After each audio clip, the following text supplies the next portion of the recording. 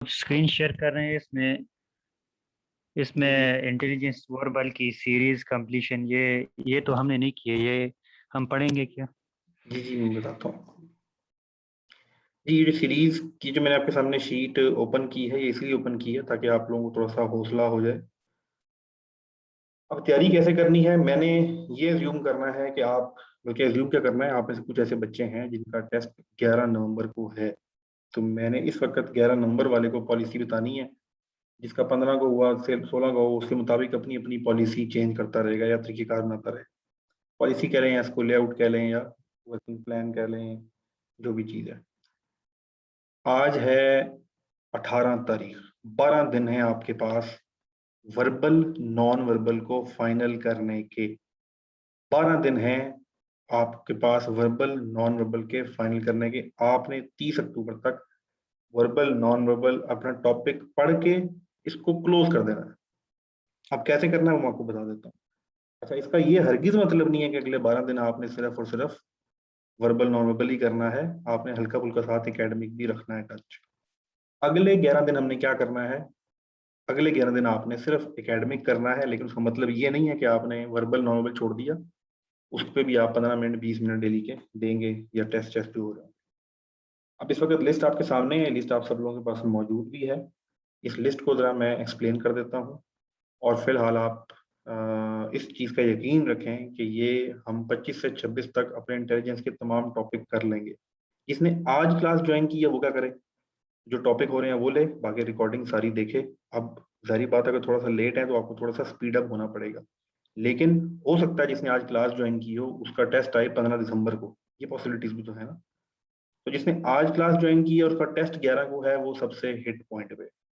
लेकिन जिसने आज क्लास ज्वाइन की है और उसकी टेस्ट की डेट अभी नहीं आई, तो उसके पास शायद महीना है, तो इसलिए परेशान होने की जरूरत नहीं है। अब ये जो टॉपिक आपके सामने है, अब इसमें से आप कहेंगे सर आपने कुछ करवाई नहीं, तो देख सकते हैं हमने कौन कौन से कवर कर लिए और किस किस की रिकॉर्डिंग। वो जो पेज है आज शायद अपडेट हो गया हो वेबसाइट पे, उधर सारी रिकॉर्डिंग पड़ी हुई है। उनको मैं तरतीब से दोबारा भी कर दूंगा। अब यहाँ पर आपने देखना है कि किस किस टॉपिक, ये जो टॉपिक है सीरीज वाला पूरा। अच्छा, मैंने टॉपिक को बड़ा एक्सप्लेन करके लिखा हुआ है। ये जो टॉपिक है, ये टॉपिक हम इंशाल्लाह बुध वाले दिन डिटेल के साथ करेंगे। और इसके कम से कम मैं आपको 200 क्वेश्चन के नोट्स दूंगा बुध वाले दिन। ये मेरी आपसे कमिटमेंट है, 200 सवालात सीरीज के। और फिर इसका टेस्ट हम अलग से बाद में भी लेंगे, लेकिन ये आपको बुध वाले दिन हमारा ये सीरीज का मुकम्मल टॉपिक मुकम्मल होगा। आपको 200 क्वेश्चंस मिलेंगे और इसका हम टेस्ट लेंगे। तो ये अब आपके साथ वेनेसडे की कमिटमेंट है 3 बजे।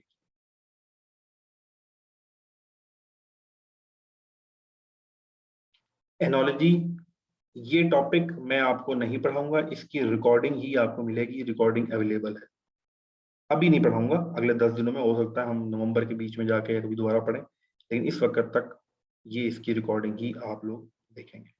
ये टॉपिक भी हमारा पिछले हफ्ते कवर हुआ है, ठीक है। इसके अंदर पॉइंटिंग भी कवर हुआ था और कोडिंग भी कवर हुआ था। ये उसी के क्वेश्चंस हैं दोनों, ये एक ही टॉपिक है। एज क्वेश्चन मैंने आज आपको करवा दिए हैं, एज कंपैरिजन आपको करवा दी है।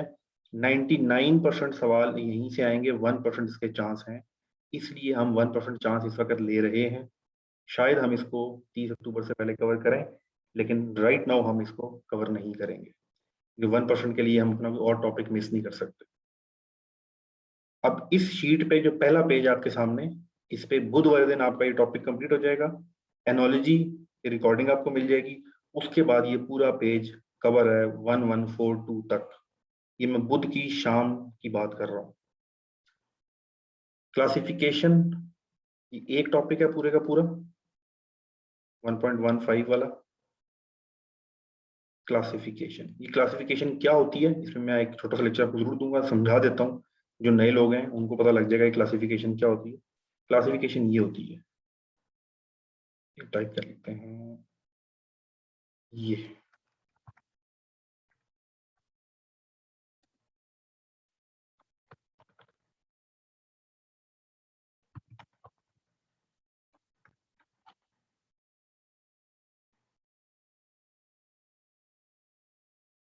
अगर ये आपके सामने लिखा हुआ आए, अगर ये आपके सामने लिखा हुआ आए तो कहा ये जाता है आपसे कि आप इसमें से एक, इसको ऑड वन आउट भी कहते हैं, इसको क्लासिफिकेशन भी कहते हैं, इसको पिक ऑड वन आउट भी कहते हैं, जो डिफरेंट है।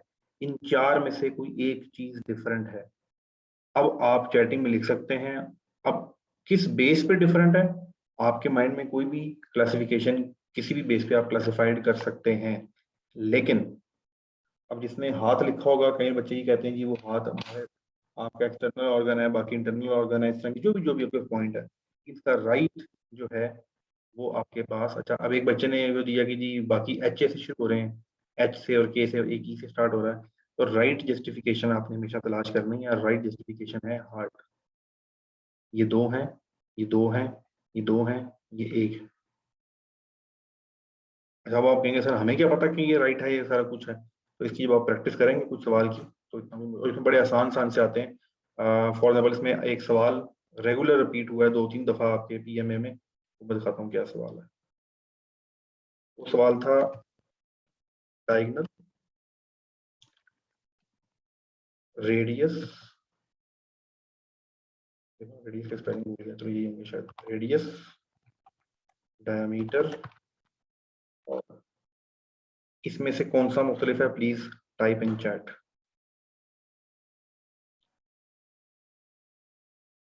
जी आज की क्लास का टॉपिक सिर्फ ये है कि आप लोगों को इंटेलिजेंस के बारे में क्लियर कर दी जाए, छोटे छोटे टॉपिक का आपको सारे रिव्यू दे दी जाए, और एंड पे हम एक टॉपिक भी कवर करेंगे टाइम सीक्वेंस वाला। तो इसमें सबसे मुख्तलिफ क्या है, सबसे मुख्तलिफ इसमें डायगोनल है।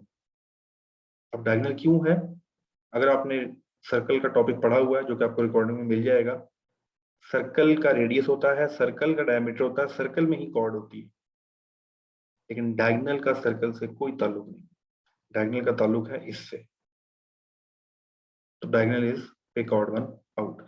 ये वो टॉपिक है क्लासिफिकेशन वाला। उसके बाद आपके पास कोडिंग डिकोडिंग है। कोडिंग डिकोडिंग की क्लास भी रिकॉर्डिंग में मौजूद है, लेकिन हम इसको दोबारा कवर करेंगे। ये मैं कवर कब करूंगा, मैं क्या बता रहा हूँ, 30 से पहले पहले हम इसको कवर कर लेंगे टॉपिक कि कोडिंग डिकोडिंग क्या होती है, किसी भी चीज को लिखने का तरीका। सिंपल सी मैं एग्जांपल बताऊं, ये हेलो का वर्ड है, ये लिखा गया है IF, मैंने क्या किया, एक अल्फाबेट आगे कर दिया, HIEFLMLMOP। और मैंने जब आपको ये फॉरवर्ड किया या किया, ये कैसे सवाल होते हैं क्या होता है हम पढ़ेंगे, तो ये एक फॉरवर्ड हुआ हुआ है वर्ड। इसी तरह मैं इसको किसी और तरह से भी लिख सकता हूँ। तो ये कोडिंग की जाती है, बहुत सिंपल सी होती है, बहुत आसान सी होती है। आपको कुछ सवाल दिए होते हैं, आपने उनको जज करना होता है कि इसमें कौन सी कोडिंग इस्तेमाल हुई हुई है। फॉर एग्जाम्पल ये लिखा होगा कि hello is IFMMP, tell me कि ISSB को कैसे लिखा जाएगा। अगर हेलो को IFMMP लिखा गया है, ISSB को कैसे लिखा जाएगा, type your answer in chatting.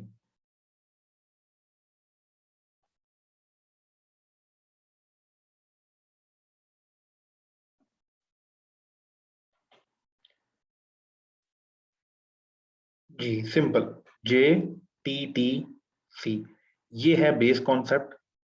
इसको हम डिटेल में पढ़ेंगे, कोई मसला नहीं है, क्वेश्चन भी करेंगे। ये आपका हो गया कोडिंग डिकोडिंग का। क्योंकि आज मुझे कम से कम 11 लोगों ने मैसेज किया है, इंटेलिजेंस की टेंशन ली है उन्होंने, तो ये उनके लिए जरा मैं डिटेल से आप लोगों के साथ डिस्कस कर रहा हूँ। डायरेक्शन साइंस का टॉपिक बड़ी डिटेल से हमने कर लिया है। डिस्टेंस टाइमिंग का टॉपिक हमने बड़ी डिटेल से कर लिया है। पिछले 2-3 दिनों में हमने ये किया, इसकी रिकॉर्डिंग में मिली है। अब जिसने आज ज्वाइन किया, मैं फिर बता रहा हूँ कि वो रिकॉर्डिंग देखे। दूसरा, अगर उसने आज ज्वाइन किया है तो उसका टेस्ट अगर 11 को, फिर तो ठीक है, मसला है। अगर उसका टेस्ट अभी नहीं असाइन हुआ तो फिर ये टॉपिक दोबारा भी मैं पढ़ाऊंगा। अपना 20 दिसंबर, आज है 20 अक्टूबर, 2 महीने, अगले 60 दिन 3 बजे यही टॉपिक घूमते फिरते रहेंगे। 60 दिन 3 बजे, 60 दिन तो नहीं, दरमियान 2 दिन छुट्टी होती है, लेकिन तकरीबन 2 महीने आपके 3 बजे ये टॉपिक ही घूमते रहेंगे। इसलिए ये टॉपिक बार बार रिपीट होंगे। जिसने दोबारा क्लास लेनी होगी, रिकॉर्डिंग लेनी होगी, चलता रहेगा। और रात को 8 बजे एकेडमिक चलता रहेगा। टाइम सीक्वेंस, ये भी मैं आपको आज टॉपिक का बेसिक कराऊंगा। ये टॉपिक हमारा इतना है। ये मैंने अगर डिवीजन की होती है, टॉपिक की टाइम सीक्वेंस ही है। ये भी आज करेंगे हम, इसलिए मैं इसको भी एक्सप्लेन नहीं कर रहा। Jumble of words and jumble of sentence, मैं आपको कहता हूं ये 4 अल्फाबेट आपके सामने हैं, ये 4 अल्फाबेट आपके सामने हैं, NKDI। इसका कोई मीनिंगफुल वर्ड बनाएं, इसका कोई मीनिंगफुल वर्ड बनाएं। Simple, kind, this is called jumble of word. इसमें एक छोटी सी ट्रिक आती है, उसमें अल्फाबेटिकली ऑर्डर से डिसाइड करना होता है। ये टॉपिक जब हम पढ़ेंगे अगले हफ्ते में हम कवर कर देंगे टॉपिक, तो ये उसमें मैं आपको समझा दूंगा। रैंकिंग का टॉपिक देखेंगे, टाइम हुआ तो जरूर पढ़ेंगे, अदरवाइज ये आता नहीं है, लेकिन कोर्स में शामिल है, इंटेलिजेंस में ये चीजें शामिल। वर्क एफिशिएंसी का एक टॉपिक रहता है, अगर 2 बंदे मिलके दिन में 1 चेयर बनाते हैं तो 3 बंदे मिलके 6 दिनों में कितनी चेयर बनाएंगे, ऐसे सवाल, उसको वर्क एफिशिएंसी का टॉपिक कहा जाता है। बेस्ट रीजनिंग, किसी भी काम की, किसी भी चीज की, कोई भी इवेंट की बेस्ट रीजन क्या हो सकता है। हम दूध क्यों उबालते हैं, ताकि उसको हम देर तक सेव रख सकें। ये जरा सवाल मुझे बताइएगा आप लोग, मैं आपके सामने लिख रहा हूं। हम दूध क्यों उबालते हैं। Number 1, save it for longer time, make it tasty, kill the germs, to make it hard। अब क्या है कि हम why we boil milk, हम दूध क्यों उबालते हैं। अब आपने इसका जवाब देना है, इसको बेस्ट रीजनिंग कहा जाता है। अब किसी ने यहाँ कहा है to kill the germs, increase the shelf life, increase the shelf life, preserve it for longer time. लेकिन अब ये जनरल नॉलेज की बात है, दूध को जो आजकल के दौर में ज्यादा देर उसको सेव करने का जो तरीकेकार है, वो अल्ट्रा हाइट का तरीकेकार होता है। उसको पहले लेके जाते हैं -40-50 सेंटीग्रेड पे, और फिर उसको थोड़ा सा बॉइल करते हैं, और फिर -50-80 पे लेके जाते हैं। इस तरीके से वो देर पास सॉल्व होता है। दूसरा, बर्फ डाल के भी, अगर आपको पता हो अपने घर में, जो दूध वाला गर्मियों में दूध लेके आता है, वो उबाल के लेके नहीं आता, वो बर्फ डालता है ताकि दूध ज्यादा देर तक रुक सके। तो इसका मतलब है ये तो नहीं हो सकता, और टेस्टी करने के लिए भी नहीं हम ये काम करते, और उसको हार्ड करने के लिए कहते हैं। तो मेन काम जो दूध बॉईल करने का पूरी दुनिया में और हमारे घरों में इस्तेमाल होता है, तो किल द जर्म्स होता है। वरना आप फ्रिज में रख दें दूध को, बेशक 10 दिन पड़ा रहे, उसको ना उबालें और 10 दिन उसको फ्रीजर में रख दें, वो महफूज हो जाएगा। तो right answer is to kill the germs. ये होता है बेस्ट रीजनिंग वाले क्वेश्चन।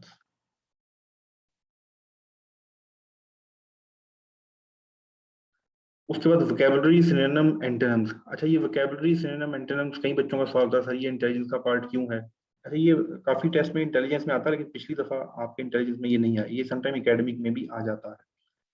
माना ये जाता है कि अगर आपके पास वोकैबुलरी ही नहीं है, और अगर आपको ये नहीं पता कि डिस्ट्रक्ट डिस्ट्रक्ट का सिनोनिम क्या है, ब्रेक, डिमोलिश, तो आप ज़हीन नहीं है। ज़हीन कौन शख्स है जिसको एक अल्फाज के मुख्तलिफ उससे जुड़े हुए अल्फाज के मायने पता होते हैं। मतलब उसके दिमाग में किसी भी लैंग्वेज से रिलेटेड, जो ऑफिशियल लैंग्वेज है, उससे रिलेटेड मिले जुले अल्फाज का जखीरा है। ये जहानत में ही काउंट होता है, इसीलिए ये वोकैबुलरी का जो टेस्ट है ये आपके इंटेलिजेंस में ही लिया जाता है। तो वोकैबुलरी आपको एक लिस्ट प्रोवाइड की गई थी ग्रुप में, उसको आप पूरा कर लें। वेबसाइट पे जो लिस्ट दी हुई थी वो 300 वर्ड्स है, उसमें से आप 150 भी कर लें तो आपके 3-4, अगर आया, पिछली दफा नहीं आए थे, तो आप इजीली कवर कर लेंगे। ये वोकैबुलरी का काम है। One word substitution, common sense, ये एब्सोल्यूटली और कंफ्यूजन सेक्शन नहीं है। ये नॉर्मली ग्रेजुएट लेवल पे आते हैं। ये आपके 18 साल के बच्चे से ये सवाल नहीं पूछे जाते। ये नॉर्मली 24 से 28 साल की उम्र में ये सवाल पूछे जाते हैं। जो फाइल आप लोगों को दी है ये पीएमए की नहीं है, ये फाइल सब लोगों के लिए एक डॉक्यूमेंट बनाया गया था। इसलिए ये जो टॉपिक है, मैंने अगली फाइल में चला यहाँ लिख दूंगा कि ये टॉपिक पीएमए में नहीं आते। आप लोगों की एज के ग्रुप के लिए रिक्वायर्ड नहीं है। वन वर्ड सब्स्टिट्यूशन क्या होता है, ये वोकैबुलरी ही है। देखा है, वोकैबुलरी का ये पार्ट है। 1.14 ये एक पार्ट है वोकैबुलरी। आप लोग शायद को देख के घबरा इस वजह से गए हैं कि अच्छा, अगर मैं सिंपल लिख देता वोकैबुलरी, अगर अच्छा वोकैबुलरी है, तो मैंने वोकैबुलरी में synonym, antonyms, one word substitution, वो आपको एक पूरा सेंटेंस लिख देंगे, आपने उसकी जगह एक अलग से वर्ड लिखना होगा। To leave the place silently, to leave the place silently. अब मैं कहूँगा वन वर्ड सब्स्टिट्यूशन बताएं, ये बेसिकली उल्ट है। मैं आपको बताता है एब्सकॉन्ड एक वर्ड है, इसका मतलब बताएं, आप उसका मतलब बताते हैं टू लीव द प्लेस, वो पंजाबी में अक्सर कहते हैं नीवा नीवा होकर निकल जाना, ठीक है, तो उस नीवा नीवा होकर निकलना कहते हैं एब्सकॉन्ड। तो वो एब्सकॉन्ड का जो वर्ड है, अगर आप उसका मतलब बताएंगे वो वोकैबुलरी में आता है। अगर मैं कहूँ कि to leave the place quietly या अपना बाकी लोगों को ना पता लगे, तो आप क्या करोगे, उसका एक वर्ड चूज करोगे, इसको कहते हैं वन वर्ड सब्स्टिट्यूशन। कोई रॉकेट साइंस नहीं है इसके अंदर। कॉमन सेंस का एक सवाल ही आया है पिछले 3-4 दफा, उससे अलग से सवाल नहीं आया। सवाल लिख रहा हूँ, जरा चैटिंग में टाइप कीजिएगा, और इस सवाल के लिए मैं आपकी चैट जो है वो ओनली मी कर रहा हूँ, ताकि पता लगे कि किसकी कॉमन सेंस कैसी है।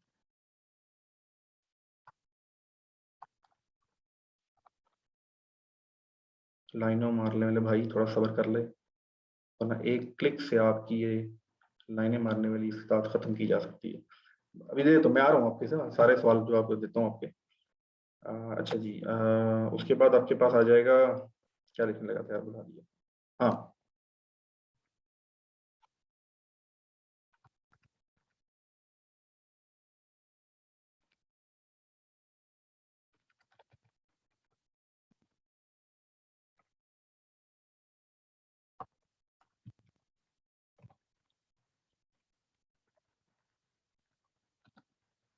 towards north, electric train moving at 200 miles per hour towards north, तो नॉर्थ की तरफ मूव कर रही है। मुझे ये बताएं उसका धुआं जो निकल रहा होगा वो किस तरफ जाएगा, साउथ की तरफ जाएगा, ईस्ट की तरफ, वेस्ट की तरफ, या नॉर्थ की तरफ?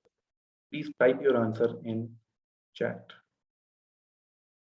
आ गया जी, 2 लोगों के साउथ आ गए, मैं नाम नहीं लूंगा अभी, 3 लोगों का साउथ आ गया। चले, 4 लोगों का साउथ आ गया, एक लोगों का नॉर्थ आ गया, वेस्ट भी आ गया। तो चलें, ये होता है common sense.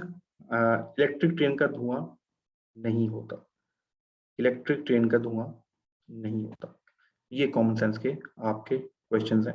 Confusing instructor instructions क्या होती हैं? ये नॉर्मली आपको सबसेट की फॉर्म में, सबसेट की फॉर्म में होता है। मैं बता देता हूँ, इसकी एक्सप्लेनेशन आपकी जरूरत नहीं है। सबसेट की फॉर्म में होता है कि अगर एक शख्स के पास 2 सफेद मोटरसाइकिल हैं और एक ब्लैक मोटरसाइकिल है, एक और शख्स के पास 2 येलो मोटरसाइकिल हैं, एक सफेद मोटरसाइकिल है, अगर दोनों लोग एक एक बाइक देने को तैयार हो जाए, तो क्या प्रोबेबिलिटी है कि दोनों के पास से रेड कलर वाला बाइक आएगा या ब्लैक कलर वाला बाइक आएगा? इस तरह की चीजें, ये प्रोबेबिलिटी, सबसेट, यूनिट सेट के जो इम्प्लीकेशन है इंटेलिजेंस क्वेश्चन में, ये वो चीजें कंफ्यूजिंग इंस्ट्रक्शंस होती हैं, ये हमारे केस में नहीं आएगा। एब्सर्डिटी, इसको फजूलियात कहते हैं उर्दू में।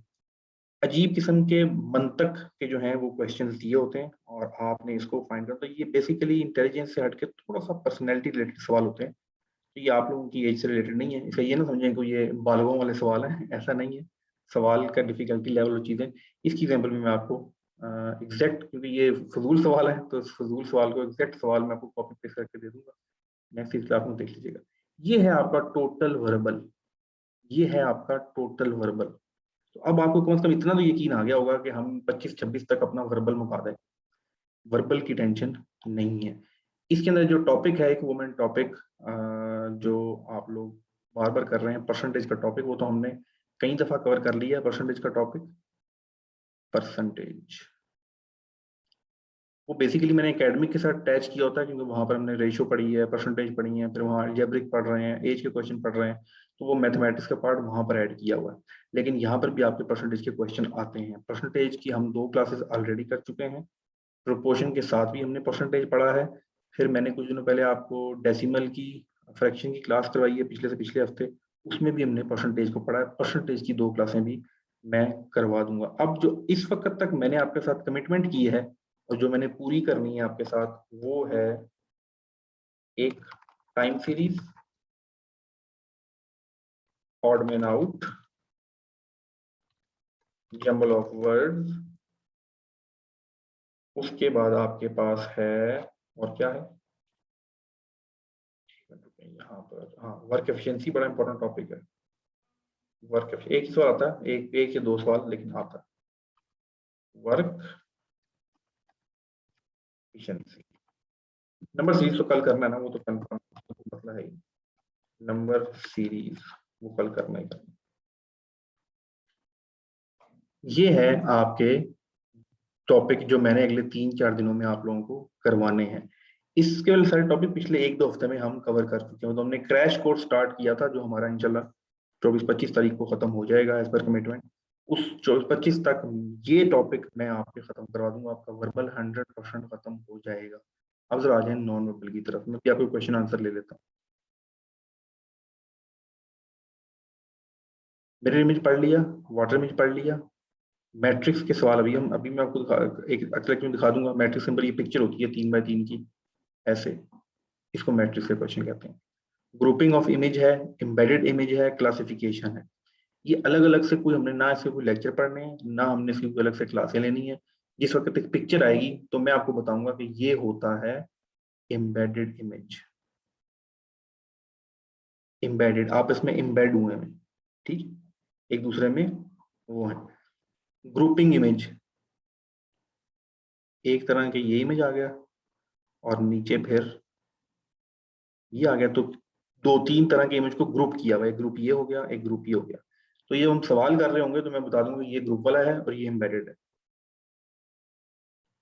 और जो नया है उसको लिस्ट दे और देखें। जब अगर आप आज नए हैं तो इट मीन्स कि आप उससे लेट हैं जो 20 दिसंबर 2020 को मेरे पास आया था, ठीक है। आप उस बच्चे से लेट हैं जो मेरे पास 20 दिसंबर 2020 को पहला बच्चा पीएमए 149 का आया था। अब इस वक्त आपने क्या करना है, आपने अपनी डबल ट्रिपल एफर्ट करनी है। ये क्लास तो चल रही है लेकिन वो रिकॉर्डिंग आप सारा दिन बैठ के देखें, उसमें से मुझसे क्वेश्चन पूछें, ये आपने इसलिए करना है। क्लासिफिकेशन, ये भी वही चीज है, क्लासिफाइड करना होता है। आपने सीरीज दी होती है, इसमें ये की एनोलॉजी और एक ये सीरीज इमेज चल रहा होता है जैसे ये वाला। एक मिनट, सीरीज को समझें, सीरीज क्या है। सीरीज है ये। अब बताएं अगली शेप कौन सी होगी। नीचे मैं आंसर जो दे रहा हूं उसमें बताएं। सर्कल होगा, ये होगा, ये होगा, या ये होगा। तो ये 1 2 3 4, बताएं कौन सी शेप होगी। 1 2 3 4।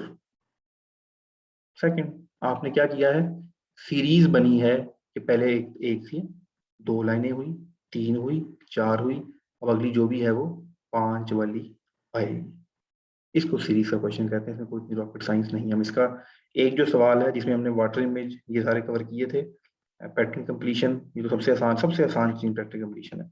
वंस अगेन आप लोगों के लिए इतनी एक्सप्लेन करके सिर्फ इसे लिखा गया होता है कि जिस टाइम मैं क्वेश्चन कर रहा हूँ, जब मैं बोलूंगा अच्छा ये पैटर्न कंप्लीशन वाला सवाल है, ये वाटर इमेज वाला सवाल है, तो आपको ऑटोमेटिक पता लगेगा अच्छा 9 टाइप के सवाल थे।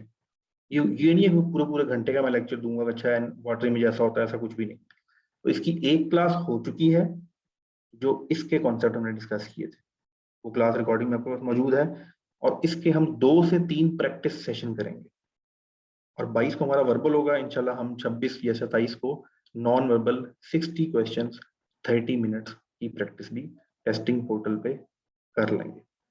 ये है आपका वर्बल का स्टेटस। अब वर्बल से रिलेटेड इस वक्त आपके माइंड में कोई कंफ्यूजन है, जो बच्चे ये बार बार मैसेज कर रहे हैं मुझे समझ नहीं आ रहा मैं कहाँ से शुरू करूं, इसका बड़ा आसान सा तरीका है, कुछ भी शुरू कर लें। आपके यहाँ नहीं पता लगता, मुझे कुछ नहीं पता, मैं चलो आज के दिन सिर्फ ब्लड रिलेशनशिप पर टॉपिक कवर कर लेता हूँ। मुझे नहीं पता कि क्या पैटर्न है, टेस्ट में कैसा आएगा, सर नहीं बता रहे, ना मुझे किसी पता लग रहा, तो मैं छोड़ो कुछ बताए ना बताए, मैं आज के दिन एक टॉपिक कवर कर लेता हूँ बस। सिर्फ ये एक्टिविटी कर ले, कुछ मसला ही नहीं। उसका ऑटोमेटिकली कुछ करना शुरू करेगा तो ऑटोमेटिकली चीजें हो जाएंगी। अब आपका कोई सवाल है तो प्लीज रेज योर हैंड, आप पूछ सकते हैं जी। If you have any question. Zaid Hasan ji, Zaid Hasan आपका माइक ऑन। अस्सलाम वालेकुम सर। वालेकुम सलाम। सर ये मैंने बोलना था कि हमने जो एज वाले क्वेश्चन किए हमने सर वो मुश्किल तरीके से किए, उसको आसान तरीके से नहीं किया सर। अच्छा, अब तो करेंगे ना, 22 अक्टूबर के बाद करेंगे। एक दफा अगर आप देख लेना कि पेपर में सवाल कैसे आते हैं। ठीक है सर। लेकिन ये जो मैंने आज आपको क्लास कराई थी एज की, अगर आप इसकी हाथ से बैठ के पेन और पेज से ये इक्वेशंस नहीं बनाएंगे, आप इसको सॉल्व नहीं करेंगे, तो आप आसान वाला सवाल 20 सेकंड में नहीं कर सकेंगे। ये मैं आपको बता दूं। जो आपका टेस्ट होगा 90 के 90 क्वेश्चन मैं आपके सामने खोलूंगा पीडीएफ यहाँ पर, और मैं एक एक सवाल आपको सॉल्व करके दिखाऊंगा, ये ऐसे होता है, ये ऐसे होता है, ये ऐसे होता है। लेकिन उस जो तरीकेकार है, सारी अकेडमी यही करती हैं, वो पीडीएफ खोलती हैं, ये सवाल ऐसे होता है, ये सवाल ऐसे होता है, ये सवाल ऐसे होता है। कोई एक सेपरेट लेक्चर पर टॉपिक कोई नहीं करवाता, लेकिन उससे कॉन्सेप्ट नहीं डेवलप होता। जो अब आपके लेक्चर्स आप ले चुके हो घंटे घंटे के, उसमें कॉन्सेप्ट डेवलप हुआ, सवाल अब आपके सामने आएगा, मसला क्यों नहीं होगा सॉल्व करने में। मिबसाम but your mic is on. Hello, अस्सलाम वालेकुम। जी वालेकुम सलाम। हाँ सर, मैंने पूछना था कि जब आप 22 अक्टूबर के बाद हमें ट्रिक्स देंगे जो हम 5 सेकंड में या 4 सेकंड में मैक्सिमम एक क्वेश्चन कर लें, जो भी आएगा सामने।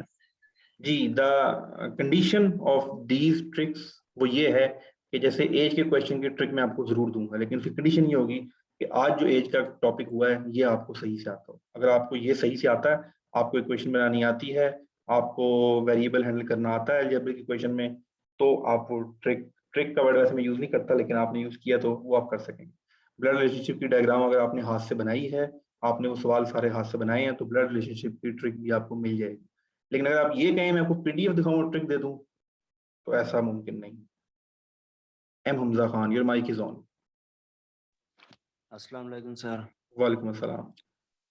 सर, ये जो अभी आपने एक ओड मैन आउट का सवाल करवाया था, इसमें हम तादाद की बेस पे सेपरेशन करते हैं या इंटरनल और एक्सटर्नल भी हो सकता है? ये दो तरह के सवाल होते हैं। ये मैं आपको बताया ना, हार्ट, हैंड्स, आईज और किडनी का था।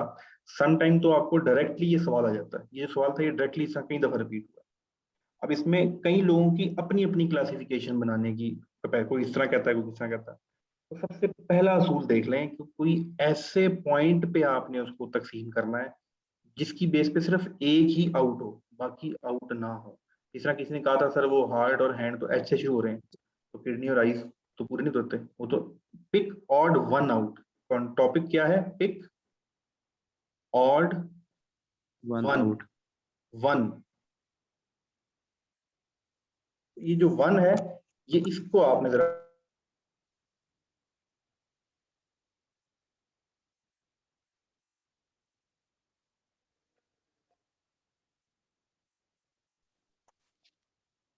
तो ये जो वन वाला कॉन्सेप्ट है, इसकी बेस पे कि एक चीज बाकियों से मुख्तलिफ हो। उसके सवाल मैं आपको दूंगा, तो आपको सारी चीजें क्लियर हो जाएंगी।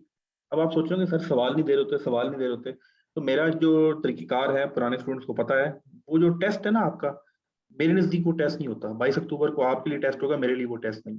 मेरे लिए वो सिर्फ आपका एक्सपीरियंस है, to give you exact experience जो सिलेक्शन सेंटर में आपको मिलना है। 22 अक्टूबर को आपको अपनी औकात पता लग जाएगी कि अच्छा ये चक्कर है भाई, मुझे ना कुछ सवाल पता थे ना कुछ थे, मैं जाके बैठा हूँ ब्लाइंडली, 30 मिनट में 90 सवाल करने थे, कोई फेल हो गया, कोई पास हो गया, कोई 43%, कोई 32%। मेरे लिए वो आपका एक एक्सपीरियंस है कि अच्छा आज आपने एक्सपीरियंस कर लिया। अब आप उस तरह के सवालों से गुजर चुके हैं, अब आपको पता लग गया एग्जाम में होता भी क्या है। अब आपको ये भी पता लग गया है कि सर ने कहा था 3 बजे टेस्ट स्टार्ट होना है, 3 बजे से लेट हो गया तो लेट गए, और सर मेरा ये जरूरी काम था, वो जरूरी काम था। तो अगर आपका इस वक्त पीएम में से ज्यादा कोई जरूरी काम है, तो बेहतर है कि आप वही करें। हाँ, अगर आपकी यूनिवर्सिटी की क्लास थी तो उसको आप मिस कर सकते हैं टेस्ट के लिए, ये टेस्ट हो रहा है। अगर आपका कोई इससे भी ज्यादा इंपॉर्टेंट काम था, होता है, कोई आपकी एम्बेसी में इंटरव्यू हो, कोई और चीज हो, कुछ भी हो सकता है, तो आप मुझे जरूर बताइएगा। अगर मुझे लगा कि वाकई ये ऐसा काम है जिसकी वजह से आपने टेस्ट मिस कर दिया, तो मैं आपको टेस्ट रीअसाइन कर दूंगा। तो वो आपको उसकी पीडीएफ मिल जाएगी, हम उसकी पीडीएफ डिस्कस करेंगे, फिर उस तरह का एक टेस्ट होगा, फिर आपका स्कोर इंप्रूव होगा, हम फिर पीडीएफ डिस्कस करेंगे और फिर उसका एक टेस्ट होगा। ये तरीकेकार है मेरे नोट्स देने का या आपकी तैयारी का। ठीक, चलें, क्लियर हो गया आपको? जो हसीब पीएम में और माइक इज ऑन। अस्सलाम वालेकुम सर। वालेकुम सलाम। वो 22 अक्टूबर को कैसा टेस्ट है सर? मैं से जरा अभी ज्वाइन की थी। जी, अच्छा अच्छा। सर ये 22 अक्टूबर को कैसा टेस्ट है? 22 को वर्बल का टेस्ट है, 90 वर्बल क्वेश्चंस। सिर्फ वर्बल? सिर्फ वर्बल। टाइम? 30 मिनट्स, 3 बजे जुमे वाले नो दिन। No 3 minute. ठीक है सर। वैसे मैं एक मशवरा, जी मशरा दें जी, मशरा मुफ्त। जी हसीब, सॉरी माइक आप दोबारा ऑन कर लें। सर मैं ये कहना चाह रहा था, अब जब आगे आप टेस्ट असाइन करेंगे, जब आगे हमारे टेस्ट शुरू होंगे, असाइन करेंगे आप, तो मैं ये कहना चाह रहा था जब आप एक दिन में बहुत सारे टेस्ट असाइन करेंगे तो आप जिन डेज को प्रायोरिटी दें वो सैटरडे संडे हों, क्योंकि कुछ लोगों की यूनिवर्सिटी होती है, मेरी भी होती है, तो हम सैटरडे संडे को बहुत सारे टेस्ट दे सकते हैं, दे भी देंगे। तो बाकी जिस और दिन पे आप असाइन करेंगे जब, तो आप 5 के बाद असाइन कर दें ताकि हम दे सकें। तो वरना अगर आप दिन को भी रख सकते हैं तो उसमें भी कोई इशू नहीं है, आप रख सकें, क्योंकि हमने सिलेक्शन सेंटर में तो दिन को देना है टेस्ट। ठीक है, तो ये कर लेते हैं, मैं समझ गया। मेरी यही कोशिश रहेगी आप लोगों के साथ, दिन को देना, आपने सुबह को देना है टेस्ट, और अगले शायद कुछ टेस्ट आपके सुबह 8 बजे 7 बजे भी रखे जाएं, अगर आपको सुबह उठने की आदत पड़े। अच्छा जी, अब जो हमारा टॉपिक है आज, इसको हम कवर करेंगे। अच्छा देखें, जब मैं टॉपिक पढ़ा रहा होता था ना आज से 6 महीने पहले, जिस वक्त मुझे पता था कि अभी GDP, 6 महीने तो नहीं कह सकते, जुलाई की बात कर लें, जुलाई के एंड में या अगस्त में जिस वक्त मैं क्लासेस ले रहा था, तो उस वक्त GDP वालों के पास भी 1.5 महीना था, PM में तो अभी कहीं से कहीं था। तो मैं टॉपिक को बहुत डेप्थ में पढ़ाता था, बड़े आराम से, सुकून में। मैंने बच्चों को ये भी सिखाया था कि आप पिछले 4 साल और अगले 4 साल में किसी भी डेट का दिन कैसे फाइंड कर सकते हैं, और स्टूडेंट ने ये सीखा था। इस क्लास में भी शायद ऐसे बहुत से लोग होंगे जिन्होंने वो क्लास ली होगी, जिसमें स्टूडेंट ने ये सीखा था कि अगले 4 साल में, उन्हें कहूँ ना कि 2022 8 अगस्त को क्या दिन होगा, तो वो बता देते हैं। ये चीज़ हमने क्लास में सीखी थी। क्यों? टाइम था, डिटेल के साथ मजा आता है पढ़ने का, पूरा कॉन्सेप्ट। एक मिनट रुकिए। तो इस वजह से, लेकिन अब हमने क्या करना है, वो सारा फोकस ये है कि एग्जाम में कैसा सवाल है, हमने उस पर मेहनत करनी है। अब 2024 में क्या दिन था या 2020 में क्या दिन था, ऐसे सवाल पेपर में नहीं आते, इसलिए हम उसको अवॉइड ही करें। तो इसलिए इस वक्त टॉपिक जो कवर कराए जा रहे हैं, क्रैश नाम रखा ना। क्रैश क्या होता है? जब जहाज के टायर जो है वो काम करना बंद हो जाते हैं, फिर जहाज जो है वो क्रैश लैंडिंग करता है। ठीक है, शॉर्ट टाइम में प्लानिंग करके क्या करना है, जो अवेलेबल रिसोर्सेज हैं, टायर तो नहीं है, वो तो वक्त तो नहीं है अब कैसे लैंडिंग करनी है, अब कैसे अपने आप को तैयार करना है, तो इसी का नाम क्रैश कोर्स होता है। फिर टाइम सीक्वेंस का जो टॉपिक है आपका, ये हम शुरू करते हैं, लेकिन इस रिकॉर्डिंग को स्टॉप